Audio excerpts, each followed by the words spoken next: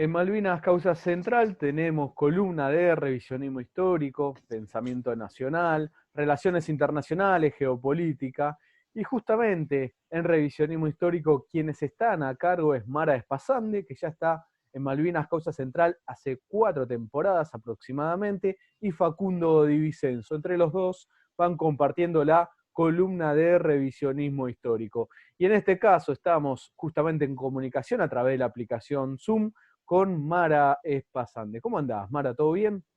Hola Juan, ¿cómo estás? Seguimos en cuarentena, pero bien. En este Seguimos. año belgraniano que habíamos imaginado tantas cosas distintas y tantos homenajes y encuentros y charlas y festejos colectivos, que es la manera en que nuestro pueblo tiene para conmemorar a personas tan queridos y tan entrañables para todos y para todas. La verdad es que bueno, nos encuentra en otro contexto. Pero dentro de ese contexto completamente distinto, el Centro Ugarte, el cual sos directora, recordemos, Mara es docente de la Universidad Nacional de Lanús, directora del Centro Ugarte. Allí sí se están planteando distintas actividades o distintas notas, artículos, tanto en esta semana específica sobre Miguel Güemes, Manuel Belgrano, pero además, algo que es muy importante, han realizado un gran trabajo para los y las docentes que también tienen que estar dando clases desde su casa. Han hecho un gran trabajo para, bueno, facilitar esta enseñanza desde la casa de un momento histórico fundamental, ¿no? Tanto Belgrano como Güemes. Eso lo han trabajado Sí, tal mucho. cual. Sí, venimos trabajando, la verdad es que mucho, aprovechando el tiempo en el trabajo en casa y la suspensión de muchas actividades personales. Y teníamos previsto para este año presentar el cuaderno 3 de la colección Educar para la Patria Grande, que era justamente sobre Belgrano. Y en este contexto lo que nos pareció en esto es intentar ser una universidad que esté atenta a las necesidades y a la realidad, que era más valioso, necesario adaptar todo ese material para propuestas para educación en estado de emergencia sanitaria o a distancia. No digo directo a distancia porque en realidad la educación a distancia implica otra cosa. Esto no fue planificado ni buscado, sino que es una adaptación frente a lo que nos pasa. Y hemos tenido una repercusión hermosa. La verdad es que los maestros, las maestras, los profes de secundaria y también de inicial y primaria nos hacen llegar una devolución tanto de los trabajos de los chicos como de las reflexiones que el material le suscita, que son muy interesantes. Y bueno, en este año particular y en esta semana particular presentamos un material que lo pueden ver en la página de la UNLA. Si ustedes entran en la página oficial de la UNLA, Centro Ugarte, allí está en publicaciones, que se llama Manuel Belgrano desde la perspectiva del distanciamiento social obligatorio. Y allí están, bueno, todas las actividades. Ya digo, esto es para que quede para otros años, porque ya, bueno, hoy 20, ya la actividad Claro. seguramente los docentes ya la hicieron, pero ha generado cosas increíbles. Mirá, se nos ocurrió meternos con un poquito de ficción y armamos unos relatos en primera persona contando la historia de mujeres que se vincularon políticamente con Belgrano, como Juana Zurdú y Macacha Güemes, además recordando también al efeméride de su hermano. Y, por ejemplo, de diferentes lugares tomaron ese mismo material, se lo reapropiaron en el sentido de poder armar videos, armar producciones gráficas con eso. Bueno, cosas que no habían sido pensadas y que realmente muestran de una necesidad de continuar revisando nuestra historia, ¿no? Ujú. A pesar de que son personajes tan conocidos como en el caso de Belgrano, no tanto como en el caso de Güemes, pero sí la necesidad de repensar el pasado, porque como uno va al pasado con las preguntas del presente, siempre cambian y siempre implica nuevos desafíos. Claro, Así totalmente. que bueno, en eso nos encontramos en este tiempo y también en nuestra revista Yaité, que es un espacio nuevo, digital, dentro de la plataforma del Centro Ugarte. Estamos buscando promover la publicación de artículos, de análisis. Hay uno que recomiendo muchísimo, del general Fabián Brown, que no es columnista tuyo, pero es un consultado recurrente. Totalmente. Bueno, y él escribió una nota muy buena sobre el pueblo en armas, la nación en armas y Güemes, que les recomiendo para que lo puedan buscar. Si no, entran en nuestras redes, bueno, y ahí pueden indagar y seguir leyendo.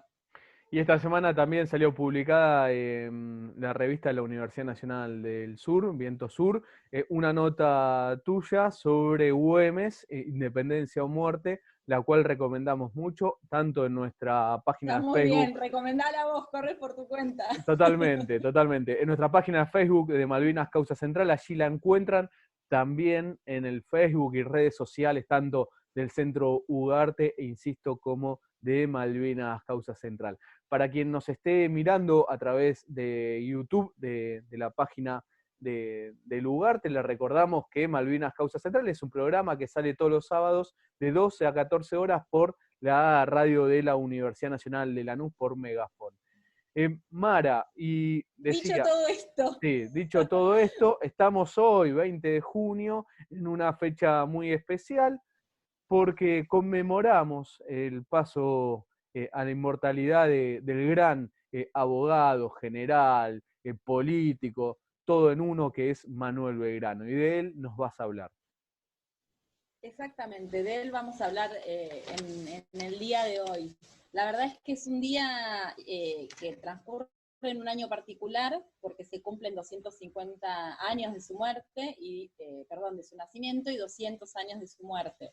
Es un hombre que vivió 50 años dedicado a la política desde diferentes roles. Uno a Belgrano suele asociarlo obviamente con la creación de nuestra insignia patria, de la bandera nacional, pero cuando uno va ingresando a la vida y a la historia de este personaje, se encuentra con que realmente ocupó diversos roles y de una manera muy comprometida y muy profunda. Fue político, diplomático, periodista, se dedicó a estudios de economía, podemos decir economista, no en términos técnico-profesional, pero sí en términos de que pensó las fuerzas productivas del país. Fue quien escribió uno de los primeros documentos pedagógicos de la patria, un reglamento de escuela, donde por ejemplo planteó que la educación debía estar a cargo del Estado, que debía ser para niños, niñas, o sea que incluye a las mujeres y a los pueblos originarios, que tenía que ser una educación basada en la práctica y no solo en la teoría, que defendiera el bien público antes que el bien privado y lo americano antes que lo extranjero. Creo que ahí hay definiciones básicas y fundamentales de quién era Belgrano y cómo pensaba Belgrano. Y tristemente el 20 de junio en realidad lo que se recuerda es su muerte. Tenemos como esta costumbre, ¿no?, de conmemorar a partir del día de la partida de estos hombres y mujeres. Y digo tristemente porque el 20 de junio del año 20 es un año en el cual, y es un día en el cual en Buenos Aires había 3 personas que se autoadjudicaban el cargo de gobernador. Estamos en el momento de la crisis del año 20, llamada por mucho tiempo la anarquía, porque en realidad es el momento en el cual, después de la batalla de Cepeda, el directorio cae y del territorio de las Provincias Unidas desaparece un gobierno central. Y esto era algo que lo había preocupado mucho a Belgrano. Un año antes de morir, quería leerles una frase. Perdón, de una Mara, carta cuando decís Belgrano... el directorio CAE, te referís a Pueyrredón. Claro, exactamente. O sea, Bien. ya después de la declaración de la independencia, ¿sí? Viene Pueyrredón, después Rondó, y a partir de allí, de la batalla de Cepeda, donde López y Ramírez en contra de Rondó, ahí es donde se produce la caída del directorio, ¿sí? Y de ese poder que organizaba a todas las provincias. Perfecto. En ese momento es donde, comienza como una etapa, una nueva etapa, que va a ser la etapa de las guerras civiles, que tanto San Martín como Belgrano habían evitado meterse en ese terreno y todo el tiempo advertían la necesidad de evitar levantar las armas entre compatriotas. Esto era algo que realmente los preocupaba mucho. En el caso de Belgrano, un año antes, te decía, le escriben una carta a Ignacio Álvarez Thomas y le dice: selles el principio de una unión duradera, y hagamos con ella la gloria de América del Sur, para que entre el rango de las naciones sea respetada por cuantos existen en el globo. Que no nos acordemos más de nuestras diferencias anteriores, sino para saldarlas, más y más la amistad y fraternidad tan deseada y anhelada por los buenos. Bueno, este vocabulario del siglo XIX, ¿no? Que a veces hay que leer la correspondencia de la época, pero él, un año antes de morir, ya estaba haciendo un llamamiento a la unidad y a poder superar las diferencias. Bueno, esto claramente no va a ocurrir porque van a ser 60 años de guerras civiles, hasta 1880 el territorio se va a desangrar en guerras civiles. Pero esto no era, digamos, obviamente lo que Belgrano buscaba, y Belgrano durante todo su accionar va a justamente priorizar el bien común desde manera muy temprana. Yo te decía que Belgrano es un hombre multifacético. Comienza a participar en política de manera muy temprana siendo funcionario de la corona española. Él va a ser designado como secretario del consulado en 1795. Pensemos que el virreinato del Río de la Plata se había creado en 1776, o sea, no hacía tanto tiempo. Y como secretario del consulado va a llevar adelante una obra muy importante, desde, por ejemplo, la creación del telégrafo mercantil, que era un semanario, un periódico de la época, también el semanario de agricultura, industria y comercio, donde va a escribir una gran cantidad de notas vinculadas a la importancia de la producción, muy vinculado a las ideas de la época dentro de la corriente de la fisiocracia, ¿no? Él había estudiado en Europa, pensemos que era una familia privilegiada porque accede al máximo de la calidad académica de esa época, había ido a Salamanca, desde donde vive la Revolución Francesa. Claro. Él cuando narra su experiencia en Europa, dice, más allá de lo que estudié en la facultad, en la universidad, ¿no? No en la facultad, en la universidad, más allá de aprender de leyes y derecho, lo que aprendí fue de política, porque está viviendo la Europa convulsionada de los años de la Revolución. Entonces, allí había leído a Quesnay y había leído a muchos otros hombres vinculados a la Ilustración y a la fisiocracia, con esta idea de que era necesario producir agricultura, pero también producir, digamos, lo que nosotros diríamos hoy un desarrollo industrial, ¿sí? Materias industriosas. Por ejemplo, a ver si encuentro otra cita. Mientras busca la cita, uno de los temas que él planteaba a desarrollar y que le parecía muy importante, y para relacionarlo con la cuestión Malvinas, era justamente el desarrollo del mar, ¿no? Y tener no solo una industria, sino buques tanto para el transporte como para realizar otro tipo de tareas, pesca. Inclusive él crea lo que es la escuela actual relacionado a la marítima. Bueno, mira, justamente en 1797 crea la Escuela de Náutica y Minería, y en el 99 la Escuela de Dibujo, en 1801 la Escuela de Pintura. Y en relación a ese momento, cuando él tiene que presentar las memorias de lo hecho en el consulado, que era una práctica habitual, él reflexiona y dice, en este país hay infinitas materias primas que tenemos y podemos tener con nuestras industrias. Pueden proporcionar 1000 medios de subsistencia a estas infelices gentes e inspirarles amor al trabajo. Entonces, ¿esto qué significa? Que había una mirada estratégica de la educación en relación a la producción y al desarrollo del territorio, cosa que no va a ser bien vista en Europa. En aquel momento estaba Godoy, que era un asesor de Carlos IV, el padre Fernando VII, ¿no? Justo antes de que arranque la revolución, que en un momento manda a cerrar estas escuelas porque dice que es un gasto suntuoso para aquellas colonias y para aquel lugar alejado en el territorio imperial, ¿no? Bueno, cualquier parecido con la realidad de lo que implica un gasto suntuoso, ¿no? Una inversión en educación. Entonces, a partir de esa época, Belgrano se va a ir comprometiendo con ideas de cambio, pero a su vez va a ir encontrando los límites en el marco de un Estado virreinal.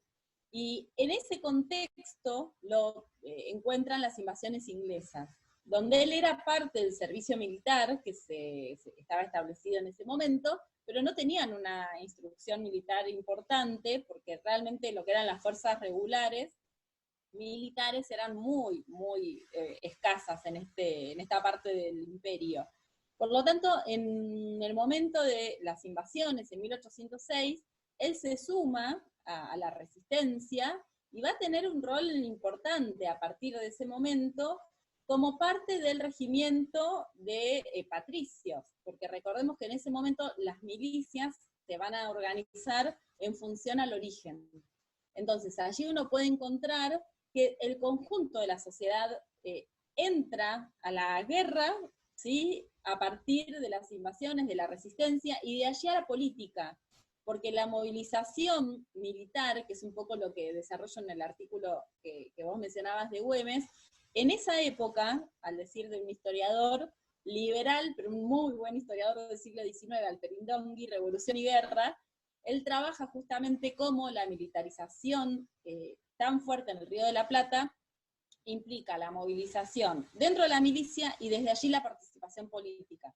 Por eso es que los grandes conductores políticos son los conductores tanto de la fuerza regular, como en el caso de Belgrano, que después de la Revolución de Mayo va a asumir como jefe del ejército, primero de la expedición auxiliar al Paraguay y después del ejército del norte, o de las fuerzas irregulares, como en el caso de Güemes.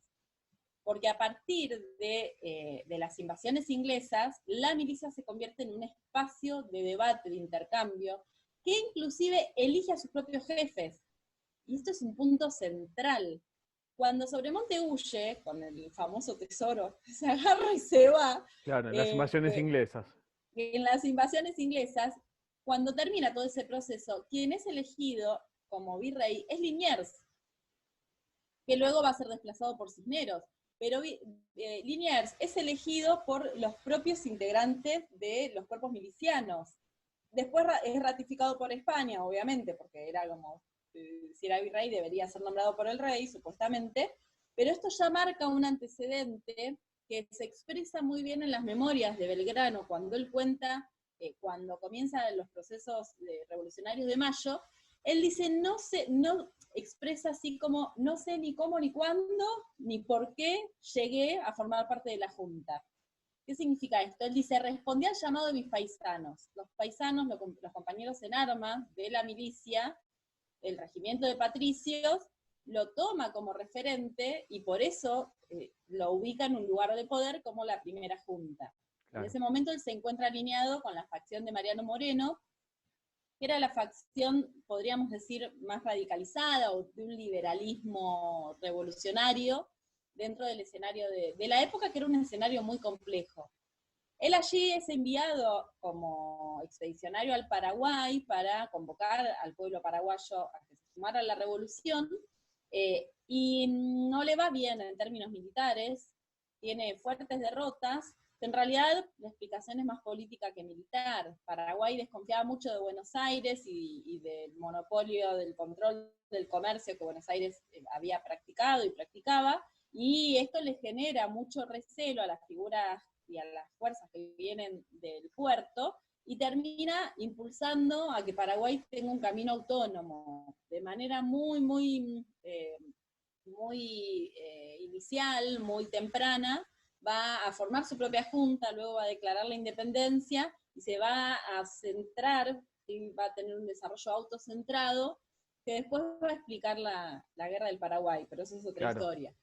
En esa expedición, ¿cuáles son las acciones que va tomando Belgrano? Porque se detiene en la zona de Corrientes y en la zona de Misiones, de lo que habían sido las misiones jesuíticas, y va fundando y organizando pueblos, donde plantea, hay que crear escuela, hay que crear un espacio de coordinación, y allí presta mucha atención a, como él le llamaba, a los infelices del pueblo, ¿no? A los pobres, a los pueblos originarios que vivían en condiciones muy difíciles, y tiene genera un reglamento, escribe un reglamento para esos poblados, que también es interesante porque expresa allí su posicionamiento en relación a la defensa del bienestar general. Él hablaba mucho del bienestar general, eso viene del siglo XX, pero hablaba siempre de la búsqueda del bienestar general. Buenos Aires va a tener vaivenes políticos muy fuertes. Cuando él regresa al Paraguay, en Buenos Aires los tiempos habían cambiado y se había puesto en marcha un proceso de modificación o de expulsión del grupo morenista, y muchos dirigentes del morenismo van a ser perseguidos, entre ellos Belgrano. A Belgrano se le va a iniciar un juicio en 1811, en el cual se lo acusa de negligencia y de no haber cumplido su deber en el Paraguay.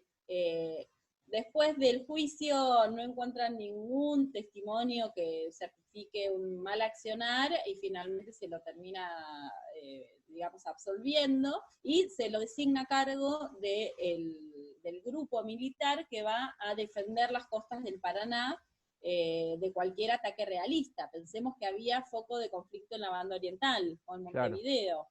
¿Sí? Y después el foco en el norte, o sea que el territorio era pleno conflicto. En ese momento es cuando se produce el hecho histórico de la creación de la bandera celeste y blanca, que hay un debate sobre cómo estaban distribuidas las franjas, pero esa primera bandera, que hoy se conserva en el Museo de Sucre, donde están los restos de Juan Azurduy, pareciera ser por las fuentes que si es esa bandera, que es la llamada bandera macha, que es una bandera que tiene la franja celeste en el centro y las dos franjas blancas, una arriba y otra abajo, ¿no? O sea que la distribución de los colores era distinta. Al revés, claro. A partir de allí es que comienza un nuevo conflicto con Buenos Aires. Había tenido un primer conflicto cuando volvió del Paraguay. Segundo conflicto, en Buenos Aires asume el primer triunvirato, que va a estar liderado por las facciones más conservadoras, inclusive Bernardino Rivadavia fue su secretario y era la figura fuerte políticamente, representando los intereses de la burguesía comercial, más proclive a buscar libre comercio con Inglaterra que a resolver los problemas que había traído el inicio de la revolución, ¿no? Y en ese contexto le pareció una osadía por parte de Belgrano crear una insignia propia. Todavía no estaba muy claro qué iba a pasar con Fernando VII. Recordemos que la Junta se hace en nombre de Fernando y defendiendo como las ideas vinculadas al constitucionalismo, a una monarquía pero de tipo más constitucional en España. Por lo tanto, inclusive los colores de la bandera remiten a la Casa de los Borbones, que era la casa en la cual pertenecía Fernando VII. Por lo tanto, no estaba muy claro aún cuáles iban a ser los destinos. Belgrano ya lo que veía, de hecho llama a sus batallones Libertad e Independencia, era un avance muy fuerte de Napoleón y un retroceso de las fuerzas revolucionarias españolas. Por lo tanto, ya estaba observando un camino hacia la emancipación, que es lo que va a aparecer con el segundo triunvirato y la asamblea del año 13, ¿no? Unos meses después. Son meses muy complejos, por ahí para aquel que no conoce la historia se va a perder. Claro. ¿De qué está hablando tanto cambio en 3 meses? Sí, sobre todo que desde el 25 de mayo hasta esa época era más si bien había sectores como el que mencionabas de Mariano Moreno, más revolucionarios, por ponerles algún adjetivo, pero que la revolución era, bueno, seguimos las juntas que se están realizando en España, donde ahora nosotros tenemos cierta autonomía, vamos a elegir las autoridades, vamos a tener voz, vamos a tener un montón de beneficios, pero sin romper del todo con España. Seguía reconociendo a lo que era el rey, que en ese momento estaba preso, que era Fernando VII, digamos, estaba preso por Napoleón, y que después, en el transcurso desde que empieza el 25 de mayo, mientras va pasando el tiempo, se va consolidando la idea de ella, no, bueno, rompemos todo vínculo con España y ya vamos por la liberación. Así, ¿te parece bien esa breve resumen, Mara? Tal cual, sí, esto es algo que siempre que hablamos de Mayo lo mencionamos, es un proceso complejo porque está muy, muy incorporado en el imaginario colectivo que la Revolución de Mayo es el inicio de la independencia. Y eso es un error por lo que vos acabás de explicar. En 1812, cuando el pueblo español estaba resistiendo en plena guerra, se forma la corte, en las Cortes de Cádiz se genera se dicta una nueva constitución, y ahí es donde, por ejemplo, en América aparecen nombradas como provincias. Por lo tanto, esta noción que decís vos, somos parte de una América española o una España, ¿sí? En términos generales, que incluye América, pero como provincia, era una idea por una gran parte de la sociedad muy aceptada, inclusive se envían diputados en esa oportunidad. Por lo tanto, hasta que Fernando VII no vuelve en el 14 y se declara absolutista y dice, ¿qué es esto liberalismo? Y manda a reprimir a los liberales, tanto de España como de acá. Ese es el momento de ruptura y de quiebre. Lo que pasa es que ya en el fines del 12 y en el 13, o sea, no estaba tan claro qué iba a pasar con Fernando VII, por lo tanto ya la Asamblea del año 13 tiene algún intento de buscar las ideas independentistas, ya estaban presentes. Pero esto hasta el 14 no está claro. Es importante marcarlo. Por eso es que en el proceso del Río de la Plata, en el bando revolucionario tenemos españoles y americanos. No es una revolución solamente criolla. Los españoles americanos es verdad que tenían menos privilegios o tenían algunos lugares que no podían acceder, pero no es la causa central. Como siempre dice Norberto Galazo, el conflicto en América comienza siendo un conflicto ideológico por lucha de absolutistas, de aquellos que querían una sociedad con nobles, con privilegio de clase por nacimiento, etcétera, contra los liberales, y dentro del liberalismo vertientes, que son las que después a lo largo de todo el siglo XIX se van a enfrentar en las guerras que mencionábamos. En todo ese lío está metido Belgrano, cuando crea la bandera, con esta cosa, fíjense, ¿no? Toma los colores de los Borbones, pero le llama a sus batallones Independencia y Libertad. O sea, está en esta tensión y en esta complejidad, pero el primer triunvirato le manda a guardar disimuladamente, dice así, ocultar disimuladamente la bandera. Belgrano, que era muy, muy pícaro y con mucha cintura política, no le presta atención cuando viaja al norte, a cargo del ejército del norte, vuelven a rolar la bandera, la celeste y blanca, en este caso con las franjas invertidas, es una segunda bandera, que para justificar lo que hace, le dice al triunvirato, bueno, no recibí la misiva anterior, si no de ninguna manera hubiese desobedecido, pero ya la habían arbolado por segunda vez, ¿sí? Claro. En el contexto del enfrentamiento del ejército contra el ejército realista en el Frente Norte, que era el más duro. Sin lugar a dudas, va a ser el territorio más cercano al Perú, al virreinato del Perú, que era donde estaba la fuerza militar fuerte, realmente importante, y el territorio en disputa del Alto Perú, que era muy importante porque era la zona más rica donde se encontraba las minas de plata más importantes, aquellas que Mariano Moreno había propuesto expropiar, que finalmente había quedado en la nada, era el territorio más difícil para conquistar. Por lo tanto, Belgrano llega y se encuentra con un ejército absolutamente sin recursos, que convivía con las fuerzas irregulares gauchas, que estaban organizadas, entre otros, por Güemes, y a partir del cual necesita primero levantar la moral del pueblo, dando arengas, y entre ellos la insignia de la bandera era un elemento más de esta necesidad de levantar la moral, y luego pensar una estrategia para enfrentar al enemigo, que es aquí donde nos encontramos con una de las hazañas más grandes de la historia de la gesta libertadora, y no sé si poco conocida, pero por lo menos no tan conocida como se debiera, como es el éxodo jujeño, ¿no? Que me parece que es un hecho apasionante en el cual vale la pena detenernos. En estos días vamos a sacar un material producido por Megafón, además, y con las ilustraciones de Gasparini sobre el éxodo. adelanto simplemente, con el guión hecho Muy bien. por el Ugarte.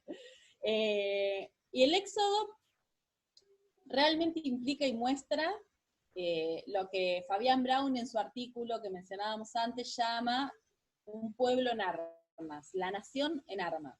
Es un término que toma de Clausewitz, donde en forma contemporánea está pensando el problema en Europa y el problema de la independencia y de la formación del Estado en Alemania, y que lo que hace Fabián Brown es pensar y tomar aquella teoría de la nación en armas en el territorio americano, y lo que analiza es, para lograr la independencia hay una articulación entre la fuerza regular, que es Belgrano, el ejército, la lucha popular y la participación de todo un colectivo, como es el caso del pueblo jujeño, que el 23 de agosto de 1812 se retira de su provincia, abandona y deja tierra arrasada, tal vez el máximo de los despojos y de las entregas posibles en un momento de lucha, porque es destruir lo propio para debilitar al enemigo y que frente al avance y la persecución del ejército revolucionario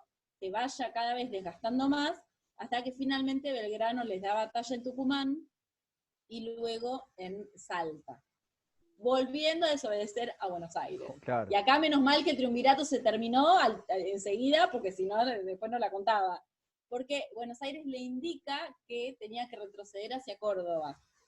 Y Belgrano sabe que eso implica perder todo el territorio del norte, no solo el Alto Perú, que todavía no estaban pero ni ahí asegurado, sino las provincias de Tucumán, Jujuy, Salta, y por eso muy presionado por el pueblo, porque en esto Belgrano tenía esta particularidad de poder conducir e interpretar la voluntad de los pueblos que guiaba, enfrenta y da batalla. Sí, es importante eso que hacer referencia del pueblo. Recuerdo, estamos hablando con Mara Despasande, columnista de Malvinas Causa Central, hace columna de revisionismo histórico. Es muy importante esto que remarcabas del pueblo, porque justamente, y trayendo a lo que mencionaba de Fabián Brown, cuando hace el éxodo lo hace todo el pueblo, o sea, no queda nadie. Y para hacer el éxito, un éxito, el éxodo, justamente se necesita de todos y todas movilizándose y cumpliendo la función que tenían. Y como decía Fabián Brown, bueno, un pueblo en armas, digamos, que no hace falta estar combatiendo en un lugar de combate, sino el combate es, bueno, nos vamos todos y tenemos que prender fuego en nuestra tierra, nuestra casa, nuestra cosecha, digo, para tomar conciencia, ¿no? Algo muy fuerte lo que logra Belgrano, digamos, de que todos y todas levanten sus cosas, destruyan todo y se vayan. Y en un momento, como decías vos, bueno, había que interpretar el pueblo, hasta acá llegamos y acá combatimos, y así lo hizo todo el pueblo, digamos. Por eso también es el gran éxito de Manuel Belgrano. Sí, vos sabés que ayer publiqué una nota en Megafón de bolsillo, estamos con todos los chivos, pasamos todo hoy, pero que la idea y desde el título se expresa leales y desobedientes, como que cuando iba repasando estos hechos no podía dejar de pensar en nuestro presente, ¿no? Y cuáles son, y la pregunta, ¿y cuáles son nuestras lealtades? ¿Cuáles son nuestras obediencias? ¿A quiénes somos desobedientes y a quiénes somos leales? Porque en Belgrano se ve muy, muy en claro que su lealtad era con el pueblo. Y Claro. en este tiempo, repasando los textos y las fuentes, me llamó la atención porque esta idea aparece expresada en el mismo Belgrano. En su proclama, justamente cuando volvió a izar la bandera, que yo les mencionaba recién, el 25 de mayo del año 12, o sea, antes del éxodo, cuando estaba en este momento de rearmar a las fuerzas, llevó adelante una arenga pública, y en ese segundo aniversario de la revolución, fíjense esta frase donde les dice: no soy más que un jefe a quien vosotros impulsáis con vuestros hechos, vuestro ardor y con vuestro patriotismo. Lo seguiré imitando en vuestras acciones, que solo son capaces los hombres libres para sacar a sus hermanos de la opresión. Eso se lo dice. me parece que ahí hay una definición de qué implica conducir, ¿no? Claro. De qué implica llevar adelante una lucha política tan fuerte, que en este caso también fue militar, como la de la gesta de la independencia, y dónde estaba su lealtad. Los tiempos políticos cambian y le vuelven a dar un protagonismo a Belgrano en el terreno de la decisión política, tal es así que participa en los acuerdos entre Güemes, San Martín, Pueyrredón, que en el año 15 habilitan a que se convoque al Congreso de Tucumán. O sea, un hecho nada más ni nada menos como la declaración de la independencia de las provincias.